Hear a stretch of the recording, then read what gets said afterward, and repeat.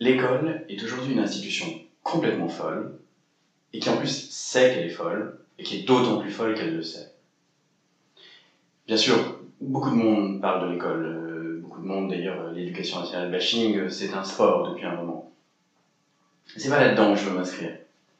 Le problème, c'est pas d'accuser les profs, ou d'accuser les telles directives pédagogiques venues d'en haut, c'est de comprendre en amont qu'est-ce qui dysfonctionne totalement avec le statut de cette institution, le statut de la transmission du savoir dans toute une société, et pourquoi nombre de problèmes sont absolument sans solution possible tant qu'on ne soulève pas certaines questions fondamentales, et pourquoi finalement ça provoque autant de souffrance, autant de violence pour tous les acteurs de cette institution.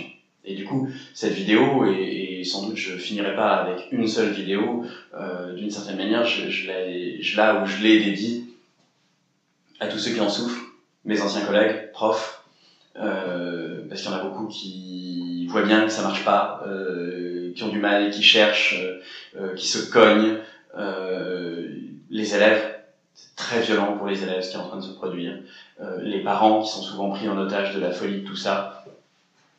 Bref, il est important de réfléchir. Alors, commençons très en amont, parce que finalement, comme dans toutes les sociétés, ce qui n'est jamais interrogé, c'est la finalité dernière de l'institution. Ça, c'est le point aveugle. Dans toutes les sociétés, dans toutes les institutions, au fond, à la question de « mais à quoi ça sert ?» il y a quelques réponses, parce qu'on ne peut pas juste laisser le silence là-dessus, ça ne va pas juste être un tabou. Donc, l'occultation de la réflexion se fait plutôt par une langue de bois, c'est-à-dire qu'il y a quelques réponses toutes faites. Mais tant qu'on n'interroge pas réellement ce que ça signifie, évidemment, on va nulle part. Donc, observons que l'école telle qu'elle existe aujourd'hui dans notre société, et c'est de celle-là dont on parle, l'école concrète, elle est au croisement d'un certain nombre de finalités qui non seulement sont très distinctes les unes des autres, mais en plus sont totalement contradictoires entre elles, et reposent, pour nombre d'entre elles, sur des postulats ou sur des théories de ce que doit être notre société ou de ce qu'est l'être humain qui sont assez fragiles.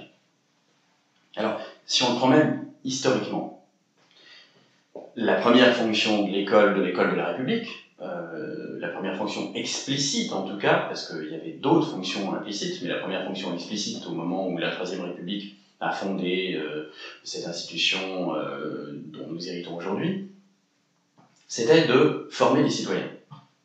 Former les citoyens, ça veut dire quoi exactement?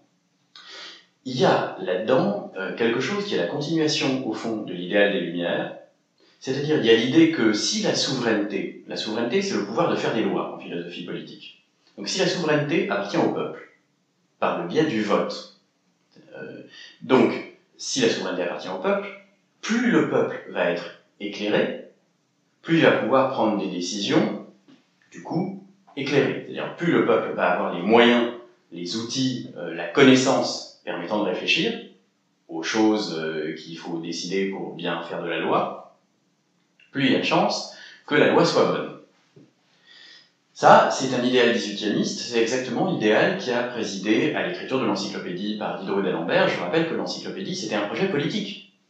C'est-à-dire que ce à quoi ont cru les philosophes du 18e, un certain nombre de philosophes du 18e, c'est au fait que la connaissance était l'outil fondamental de la désaliénation de l'être humain. On comprend assez bien d'ailleurs. Revenons un peu à l'Ancien Régime, revenons un peu à ce 18e siècle. Un certain nombre de philosophes commencent à se dire, mais comment ça se fait que notre société tienne? Sur quoi tient-elle? Et ils observent qu'elle tient sur des croyances. Et c'est là où ceux qui commencent à être habitués à mes vidéos, à nos vidéos et à la manière dont on approche ces questions commencent à voir le lien. Bon, finalement, une société repose sur un ensemble de croyances. Alors, pour revenir à Voltaire ou Diderot, quand eux commencent à s'apercevoir du fait que la monarchie, l'édifice idéologique de la monarchie, c'est-à-dire le fait que Dieu aurait choisi une lignée pour en faire des rois, et qu'il aurait aussi choisi des êtres humains pour les élever au-dessus des autres, les nobles, avec tout ce que ça suppose dans la loi, d'exemption de l'impôt, de droit, de traiter les autres d'une certaine manière, etc. Bon. Au moment où il commence à s'apercevoir que tout ça, c'est sans doute factice. Et pourquoi il s'en aperçoit? En tout cas, cette question, c'est complexe, mais une partie de cette aperception vient tout simplement en effet de connaissances dont les philosophes disposent et que la plupart des gens n'ont pas à leur disposition. En fait, ces connaissances, ce sont celles qui sont issues notamment des récits des explorateurs suite à la découverte du continent américain, c'est-à-dire qu'après la découverte du continent américain, il y a un certain nombre d'explorateurs qui partent à la conquête du monde et qui rencontrent des sociétés pré-agricoles. Et ça change tout. Parce que jusqu'à la rencontre des sociétés pré-agricoles, on était assez persuadé que finalement, on avait toujours vécu à peu près de la même manière. C'est bien pour ça que d'ailleurs, si on regarde les tableaux, par exemple, du XIVe ou du XVe siècle, qui sont censés représenter des scènes bibliques, ces tableaux représentent des scènes qui sont tout à fait contemporaines. Il n'y a pas du tout cette notion d'histoire au sens de changement vraiment de mode de société. Un Européen cultivé du XIVe siècle, les seules sociétés différentes de la sienne qu'il connaît sont des sociétés du même type. Il a éventuellement il a connaissance du monde arabo-musulman, mais c'est un monde agricole, de type féodal, avec une noblesse, avec une sorte de roi. Alors il s'appelle pas un roi, d'accord, il s'appelle un calife, mais bon, c'est pareil au fond, qui s'appuie en plus sur une religion monothéiste, très apparentée à la religion chrétienne qui a cours en Europe. Donc, bon. Et puis il connaît un peu, éventuellement, les sociétés indiennes ou d'Extrême-Orient, chinoises, l'Empire chinois, depuis les expéditions de Marco Polo, mais là aussi, il est face à des sociétés agricoles, des sociétés au fond de type plus ou moins monarchique et plus ou moins féodal. On peut discuter exactement sur ces termes, mais disons que, vu en tout cas depuis l'Europe, depuis Paris au XIVe siècle, ou au XVe, c'est à peu près pareil. Enfin, mettons, au milieu du XVe siècle, le gars se dit, bon ben voilà, on vit partout un peu de la même manière. Et le seul accès qu'il a au passé, c'est par la Bible, quasiment, et par les écrits grecs et romains qui nous sont parvenus, enfin qui lui sont parvenus à l'époque. C'est-à-dire des sociétés des textes qui parlent de sociétés agricoles, et qui parlent aussi de nobles ou de choses apparentées à la noblesse, enfin les hipparques à Athènes, l'aristocratie à Rome, et qui parlent de rois. Donc, bon, finalement, il n'a aucune raison de se dire que ces sociétés sont fondamentalement différentes de la sienne. Donc, il a toutes les raisons de penser, notre intellectuel du XVe siècle, que l'être humain a toujours vécu de cette manière-là, et que c'est l'ordre naturel des choses. Et quand il ouvre l'Ancien Testament, pareil, enfin, on lui parle de roi choisi par Dieu.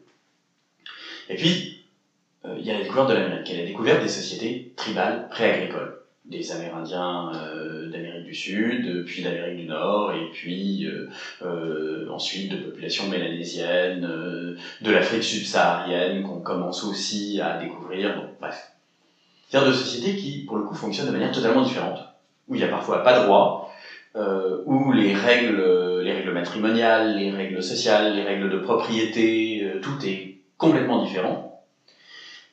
Et à ça, cette découverte va faire surgir tout d'un coup, dans l'esprit d'un certain nombre d'observateurs avisés, mais j'y reviens, les gens qui ont cette culture-là, une notion qui est la notion de civilisation. Tout d'un coup, ils vont avoir l'idée que peut-être ces sociétés-là sont en fait nos ancêtres, qui sont en train de regarder dans le passé.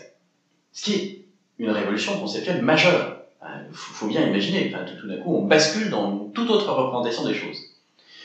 Mais à partir du moment où ils se disent, mais tiens, ça c'est peut-être notre passé, du coup ça introduit l'idée d'un mouvement des sociétés, et que ce mouvement des sociétés aurait fait naître, du coup, certaines formes d'inégalité, certaines hiérarchies qui ne préexistaient pas naturellement. Et là, évidemment, le ver est dans le fruit. C'est-à-dire que pour les gens qui prennent conscience de ça, de l'existence de sociétés pré-agricoles, et qui en infèrent, ce qui ne va pas de soi, l'idée que ces sociétés sont bien le passé des nôtres, et que l'humanité a connu quelque chose qui s'appelle la découverte progressive de la civilisation, ils en déduisent que finalement, la civilisation, elle est artificielle et non pas naturelle, et donc c'est toute la réflexion qui oppose un droit naturel et un droit positif, Jusque-là, il y avait juste une opposition éventuelle entre le droit positif et le droit divin, mais il n'y avait pas l'idée d'un droit naturel, c'est-à-dire l'idée d'un état de nature où les êtres humains auraient vécu dans une modalité d'ordre qui ne soit pas réglée finalement par les impératifs de la civilisation.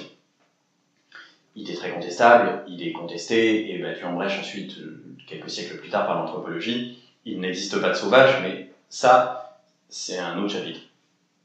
Toujours est-il que, si on vient à Voltaire, Diderot, Montesquieu, etc., le gars, donc, il est au milieu du XVIIIe, et il est témoin quotidiennement de scènes où le pouvoir symbolique des nobles, le pouvoir de la monarchie, le pouvoir ecclésiastique, s'exerce grâce à la soumission des manants.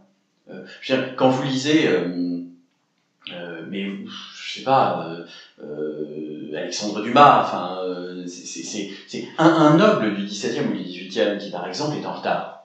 En retard parce que, enfin, il est en retard pour ses affaires, il est en retard pour un duel, ou il est en retard parce qu'il a rendez-vous avec la marquise de machin et qu'il voudrait ça pour rien au monde.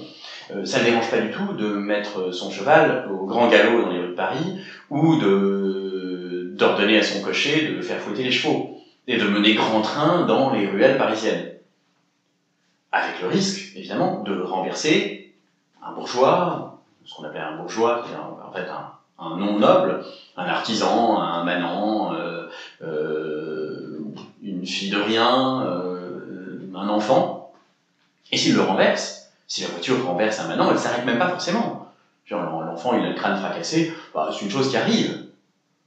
C'est pas grave. Le noble n'est pas forcément un salaud, d'ailleurs. Je veux dire, il se pense, lui, infiniment au-dessus de ces gens-là. Ça lui viendrait pas tellement à l'esprit de considérer que c'est très grave ce qui vient de se passer. Ses affaires à lui sont beaucoup plus importantes. Et, plus éloquent, ça produit pas forcément de révolte. Ça produit pas de révolte parce que pour la majorité des gens qui subissent cette inégalité, il y a quelque chose là aussi d'un ordre naturel. C'est comme quand la foudre frappe, ça sert à rien de se mettre en colère.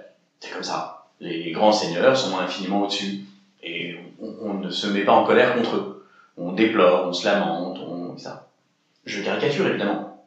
Il y a eu des révoltes paysannes dès le Moyen-Âge, il y a eu des mouvements de rébellion, il y a eu des mouvements de contestation de cette autorité. Le récit ne s'impose pas dans une crédulité générale, mais tout de même. Jusqu'à la fuite du roi à Varennes pendant la Révolution, la figure du roi elle est quand même intouchable pour la plupart des gens. Enfin, il y a quand même là quelque chose en quoi presque tout le monde croit et avec une assez grande ferveur, et ça tient l'édifice social. Donc, le gars qui lui est au courant, parce qu'il lit, parce qu'il fait de la philosophie, il s'intéresse à la connaissance, et qui s'aperçoit bien que ce à quoi croient la plupart des gens, c'est-à-dire au fait que les nobles auraient le sang bleu, par exemple, et qui seraient naturellement au-dessus des autres, que le roi aurait été choisi par Dieu, commence à voir que tout ça c'est un subterfuge. Finalement, le raisonnement qui se fait, il n'est pas idiot, du tout, il est assez logique, il se dit, mais en fait, si moi j'y crois pas, c'est parce que je suis au courant. Si les autres y croient, c'est parce qu'ils savent pas, ils n'ont pas les éléments. Bon, alors, comme depuis quelque temps, enfin 2 siècles, l'imprimerie a été inventée, 2 siècles et demi, formidable. Je fais un grand ouvrage dans lequel je compile toutes les connaissances de mon époque, et cet ouvrage, à lui seul, aura un pouvoir dissolvant considérable sur l'édifice social injuste et inéquitable dans lequel je vis. Les gens vont arrêter d'y croire, et en arrêtant d'y croire, finalement, ils vont renverser tout ça d'une manière ou d'une autre, ils vont passer à autre chose. Ça a en partie marché. Ce que l'idéal des Lumières ne prenait pas en compte, et c'est bien aussi ce à quoi se heurte notre modernité depuis le XXe siècle, c'est que la force d'une croyance, et on va y revenir parce que pour le cas de l'école, c'est un exemple, enfin c'est un postulat qu'il faut absolument tenir, ce qui fait la force d'une croyance, c'est pas simplement l'ignorance ou le manque d'outils de raisonnement qui ferait que celui qui croit seulement parce qu'il n'a pas les moyens intellectuels, cognitifs, de contester la croyance. Il n'a pas d'éléments, il n'a pas d'informations qui lui permettraient de se dire que c'est faux, ou il n'a pas l'habileté logique qui lui permettrait de voir les failles du raisonnement. En fait, ça ne fonctionne pas comme ça. Quand une croyance, et ça pour le coup c'est ce que je vais énoncer là, c'est une chose qui est maintenant un lieu commun pour tous les anthropologues depuis quelques décennies, c'est qu'en fait, mais c'est à l'échelle des sociétés comme à l'échelle de l'individu, quand une croyance joue un rôle fondamental dans la construction du groupe ou dans la construction d'un individu, c'est-à-dire dans la manière dont le groupe ou l'individu donne sens à l'existence, quand cette croyance est un des piliers de cette construction, elle peut bien être irrationnelle, elle peut bien être en contradiction avec les faits, on trouve toujours le moyen de la faire tenir. Grosso modo, les êtres humains arrivent à se raconter ce qu'ils ont besoin de se raconter, même quand par ailleurs ils sont capables de disserter de manière savante, même quand ils sont très cultivés, et qu'ils sont capables de par ailleurs voir le caractère factice de cette croyance, ils y reviennent malgré tout. Bon, ça, les philosophes des Lumières ne pouvaient pas le savoir. Mais donc ils ont eu l'espoir que, en mettant à la disposition de l'ensemble du peuple les connaissances les plus pointues, on arriverait naturellement à une société sans guerre, à une société sans inégalité, puisque tout le monde s'apercevrait de l'absurdité qu'il y a à se dire, bah voilà, moi je suis d'ici et ceux qui sont nés sur la colline d'en face sont forcément mes ennemis, comme à l'absurdité qu'il y a à se dire que bah moi je suis né une sous-merde et c'est normal que je me soumette à un tel parce que lui il est le fils d'une lignée qui en fait forcément des gens au-dessus de moi. Bon. L'école de la Troisième République, elle est nourrie de cet idéal. C'est d'abord un projet politique. Si on fournit aux citoyens un certain nombre de connaissances leur permettant de réfléchir sur leurs conditions, sur leur vie, sur la société, leur vote sera d'autant plus éclairé. C'est-à-dire éclairé en tant que rationnel. Et plus leur vote sera rationnel, plus nous aboutirons à une société fondée sur les principes de la raison, ce qui, dans une certaine philosophie politique, signifie nécessairement qu'on va aboutir à une société juste. Et là aussi, il y a un pas logique qui ne va pas de soi. C'est-à-dire qu'il n'est pas du tout si évident à examiner de près que nécessairement une société juste soit la société la plus rationnelle possible. Mais bon, malgré tout, on voit bien comment ça peut être argumenté, on voit, c'est pas si fragile non plus. Admettons le postulat pour l'instant. Ça explique pourquoi il a été d'emblée question de donner à l'ensemble des élèves un socle de connaissances qui dépasse très largement ce dont ils vont avoir besoin pour effectuer telle ou telle tâche concrète dans l'exercice d'un métier. On ne forme pas d'abord des gens qui vont ramasser du blé ou tourner des vis dans une usine ou écrire des actes juridiques, ou etc., etc. On forme d'abord des gens qui vont voter. Et puisqu'ils vont voter, à moins qu'on décide que le vote soit une blague. C'est-à-dire qu'aujourd'hui, dans les critiques qui sont faites à l'étendue, qui sont portées à l'étendue des connaissances qu'on donne aux élèves, il y a quelque chose de cet ordre, mais qui ne s'avoue jamais comme tel. C'est-à-dire qu'aujourd'hui, le problème, c'est que comme la démocratie a changé de sens, démocratie, démos, peuple, kratein, pouvoir, dirigé, c'est le pouvoir du peuple. Dans l'idéal des fondateurs de la démocratie, c'est vraiment l'idée qu'un peuple éclairé se donne les moyens de choisir véritablement les lois qu'il se donne. Pour X raisons, sur lesquelles il serait trop long de s'étendre dans cette vidéo, cet idéal s'est considérablement affaibli, au point qu'aujourd'hui, on considère que écrire des lois, faire vraiment de la loi, c'est d'une technicité telle que, bien sûr, le bas peuple ou n'importe qui n'est pas directement en train de l'écrire ne peut rien y comprendre. Ça va très loin, ce que je suis en train de dire. Au moment de... C'est dans toutes les démocraties modernes. Au moment de l'Obamacare, le Parti républicain a commandé une étude au plus important cabinet d'avocats américain pour essayer de voir si le projet en question était constitutionnel ou anticonstitutionnel. Il s'agissait éventuellement de le bloquer à la source si on arrivait à montrer qu'il était anticonstitutionnel. Le projet de loi il contenait plusieurs milliers de pages. Et je crois savoir que la réponse de ces grands cabinets d'avocats, au bout de quelques semaines et mois d'investigation, ça a été on n'en sait rien. On n'est pas capable. C'est tellement complexe C'est tellement une usine à gaz que même nous, on n'est pas capable de savoir si c'est constitutionnel ou pas. Actuellement, la loi et l'inflation législative qui se produit dans tous les États, elle est de ce type. C'est-à-dire qu'elle est d'un degré de détail et d'une complexité telle que même sa cohérence n'est pas du tout évidente, et qu'en effet, ça paraît absurde que n'importe qui puisse voter les lois. Du coup, il faut bien prendre conscience du fait qu'aujourd'hui, d'une certaine façon, nous ne sommes plus démocrates. Je me suis amusé, je vous racontais dans une précédente vidéo, à le montrer à des étudiants de droit quand j'enseignais à Paris 2, je préparais des étudiants au concours de la magistrature.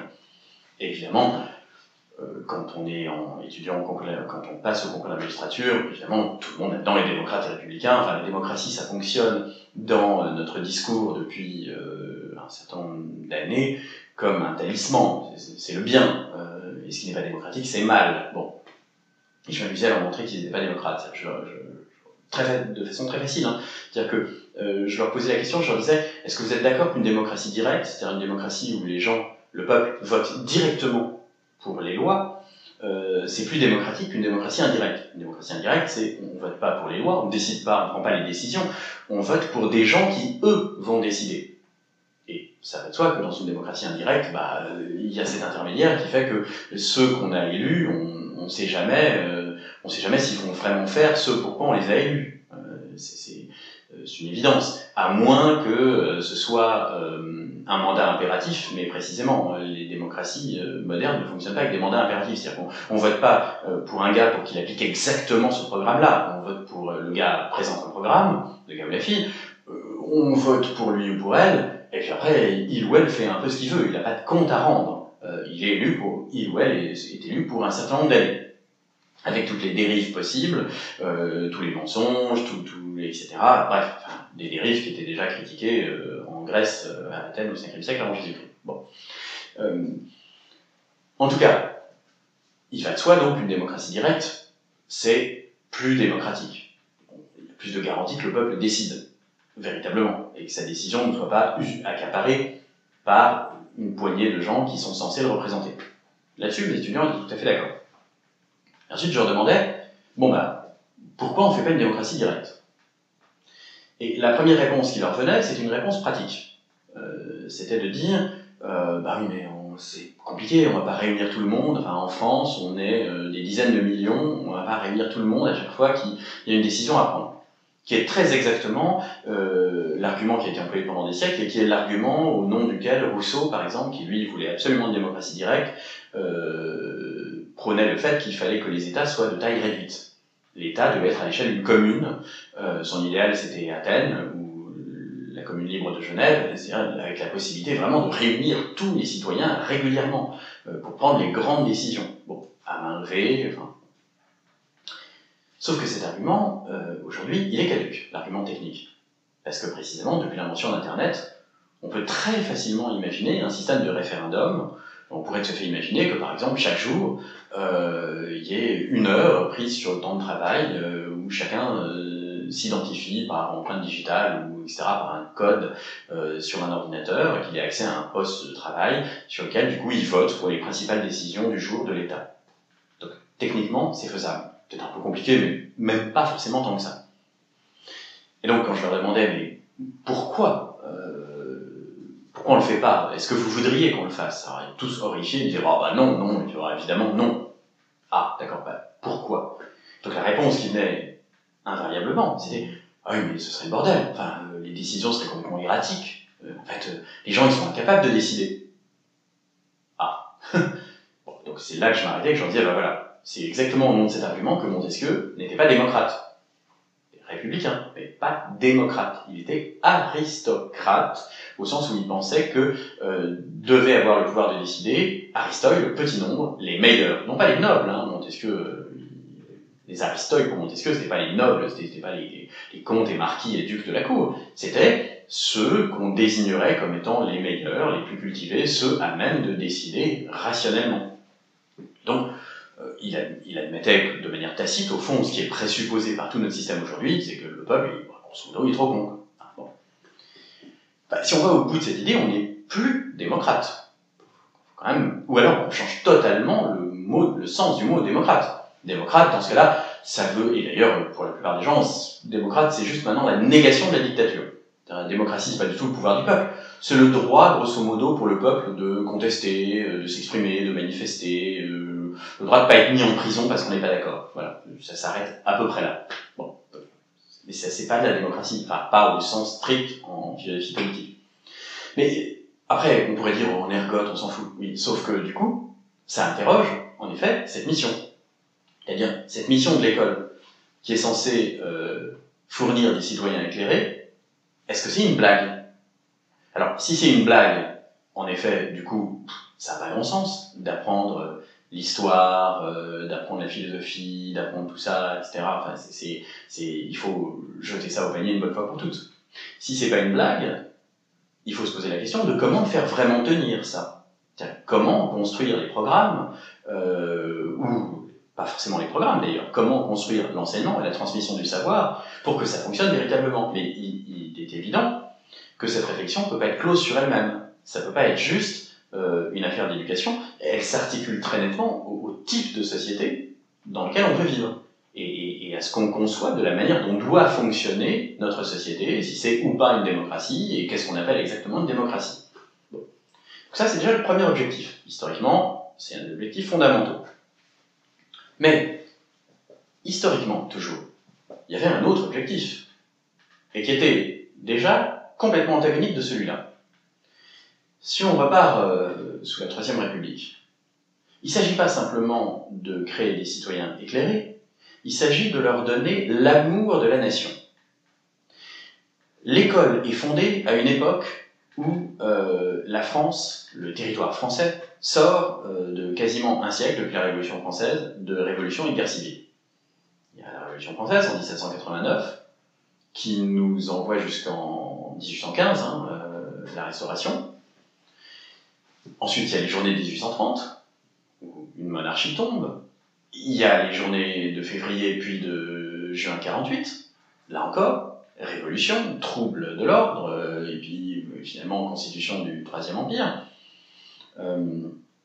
en 51. Et puis, il y a la Commune de Paris, en 70, qui est une véritable guerre civile, avec la répression des communards, enfin l'ébranlement formidable. Et finalement, la France est partagée en au moins 3 camps. Il y a les Blancs d'un côté, les monarchistes, qui sont encore très forts et qui resteront forts jusqu'à la guerre de 14.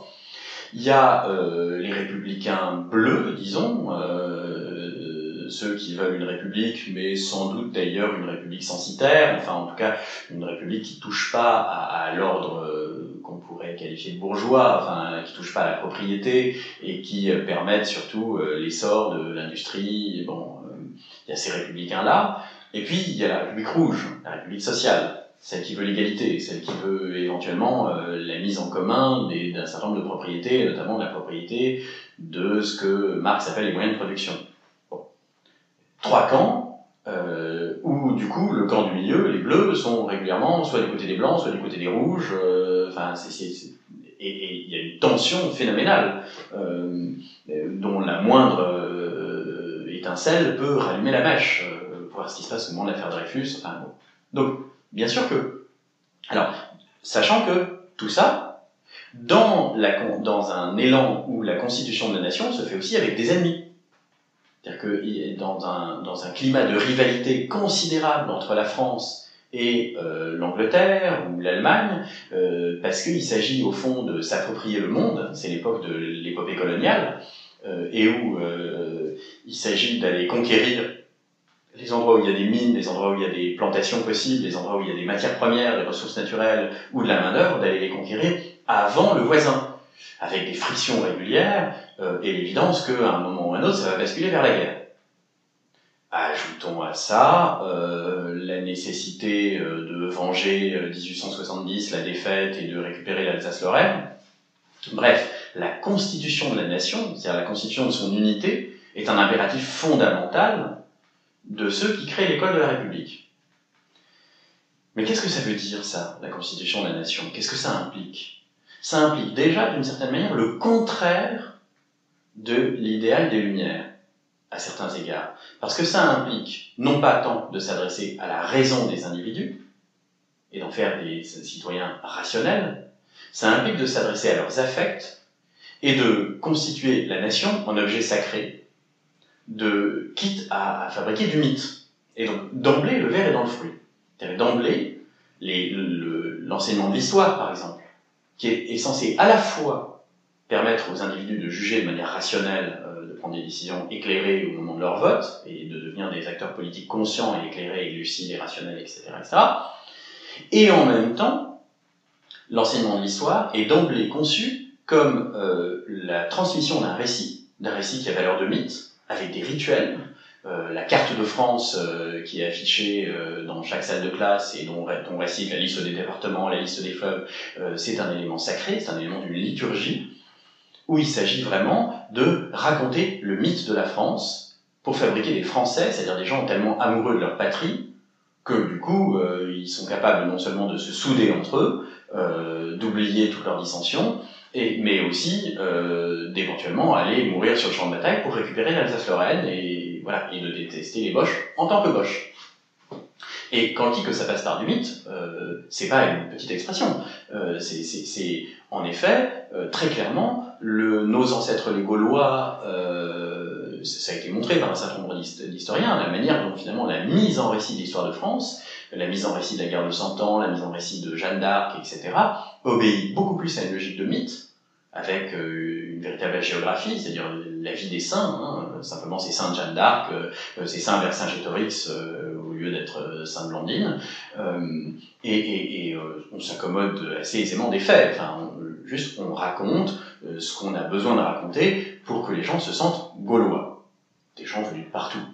S'il fallait ne prendre qu'un exemple de à quel point on s'écarte de la rationalité historique, il faut quand même savoir que si on a choisi les ancêtres gaulois et non pas les ancêtres francs, qu'à la limite, parmi toutes les populations qui se sont succédées, oui, il y a eu des populations celtiques, gauloises, mais il y a eu aussi l'invasion franche, et d'une certaine manière, celle-là a donné son nom à la France, et ses premiers rois, donc on aurait pu insister sur nos ancêtres les francs.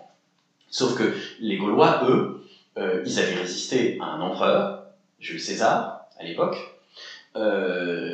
et les Francs, le problème, c'est qu'ils venaient d'outre-Rhin, c'est-à-dire que c'était des Boches, justement, c'était des grands blonds, et que, du coup, au moment où la constitution symbolique de la nation devait se faire avec comme principal ennemi l'Allemagne, la Prusse à l'époque, enfin les Germains, du coup, insister sur la parenté, c'était pas très bon. Et ajoutons à ça que l'empereur de Prusse se voulait l'héritier du Saint-Empire romain germanique et que donc on l'appelait le Kaiser. Kaiser, c'est César, ça vient vraiment de là. Du coup, par glissement métonymique, c'est une figure de rhétorique. Vercingétorix, c'était une figure bien plus intéressante que Clovis. Et donc on insistait beaucoup plus là-dessus. Bon, donc on a construit du mythe. D'emblée, il y a deux finalités qui, pour le moins, se confrontent.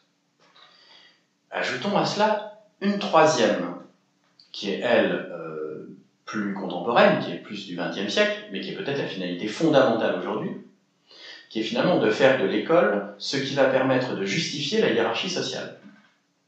Dans une société qui écrit égalité sur les frontons de tous ces bâtiments publics, c'est pas si facile d'accepter une inégalité de fait aussi grande que celle qu'on observe tous les jours.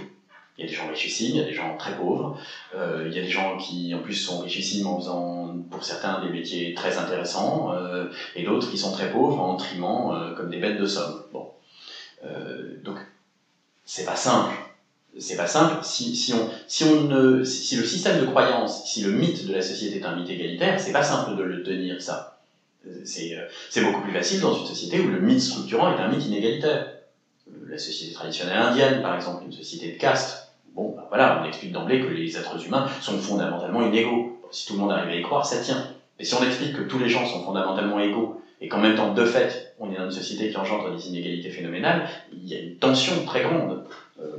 C'est cette même tension qui a traversé la société grecque ou la société romaine dans l'Antiquité et qui a produit un climat de guerre civile quasi incessant. Donc il faut la résoudre, cette tension. Et c'est là que l'école vient jouer un rôle de pivot essentiel, puisque étant censée garantir l'égalité des chances, du coup, elle devient garante de la légitimité de l'inégalité. C'est-à-dire que voilà, ceux qui auront été méritants à l'école mériteront du coup d'avoir des bons salaires, des bons emplois, et ceux qui n'ont pas été méritants, bah, ce sera normal qu'ils soient en bas de l'échelle sociale.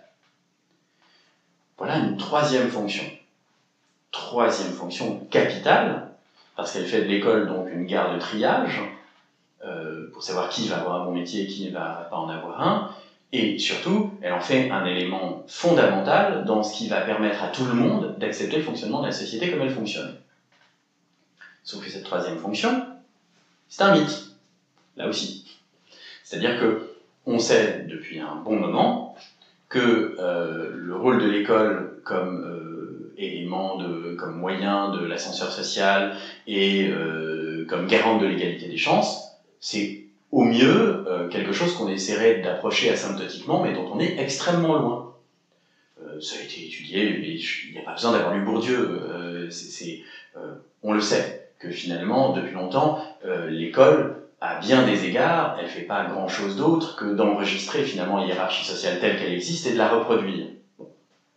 Malgré le fait qu'elle essaye de faire autrement. Et, en outre, parce que c'est une institution qui est traversée par des contradictions, une bonne partie de la structuration même de cette institution vise, au fond, à la reproduction du corps social tel qu'il existe. Donc, là encore, une nouvelle contradiction. Bon, pour l'instant, je vais en rester à cet exposé, parce que ça fait... ah oui, non, pardon. J'ajoute la dernière fonction, essentielle, et qui est une fonction qui, elle, s'enracine pas tant dans l'idéal des Lumières que dans l'idéal de Rabelais, dans l'idéal des humanistes de la Renaissance. Et un idéal qu'ils sont allés chercher chez les Grecs. Avec l'idée que, chez les Grecs de la cité du 5e siècle, avec l'idée que finalement, la fonction première du savoir et de la connaissance, c'est pas tant d'être utile, mais que la fonction première du savoir et de la connaissance, c'est d'aider à mourir. C'est-à-dire que finalement, l'idée que un être humain, en développant ses facultés cérébrales, ses facultés intellectuelles, et en développant son champ de connaissances, ce qu'il fait principalement, c'est de se constituer en être humain, accompli, épanoui, face à la mort. C'est cet idéal grec du kalos kagatos, beau et bon, que les Romains reprendront en mens sanem corpore sano. Et c'est exactement l'éducation qui est donnée à Pantagruel dans les romans de Rabelais. C'est cet idéal qu'on trouve chez Montaigne. C'est-à-dire cette idée que la connaissance, au fond, c'est une gourmandise, qu'elle sert à rêver, principalement. C'est ce qu'Aristote, au fond, défend dans l'Éthique à Nicomaque, c'est-à-dire que finalement, connaître, c'est contempler l'infini, et c'est nous permettre de mieux accepter notre finitude. Et que c'est, d'une certaine manière, se prolonger imaginairement dans l'ensemble de ce qui est. Et que c'est ça la fonction première de la connaissance. C'est au fond ce qui donne même le mot philosophie. Philosophia, l'amour de la connaissance. Sophia, c'est la sagesse, mais la sagesse, en grec, ça signifie pas d'abord une qualité morale, ça signifie d'abord le savoir. C'est l'amour du savoir pour lui-même. Et c'est là où d'ailleurs c'est exactement le pendant dans la société grecque, la philosophie, c'est-à-dire cet amour du savoir, cette activité scientifique pour elle-même, s'invente exactement au même moment où s'invente le sport. Non pas l'activité physique finalisée vers un but pratique. Il y a toujours eu des entraînements physiques. Dans les sociétés de chasseurs-cueilleurs, on s'entraîne pour devenir un bon chasseur, ou on s'entraîne pour faire la guerre. Mais les Grecs inventent le sport, le lancer du disque, c'est un truc aussi absurde que le lancer du disque.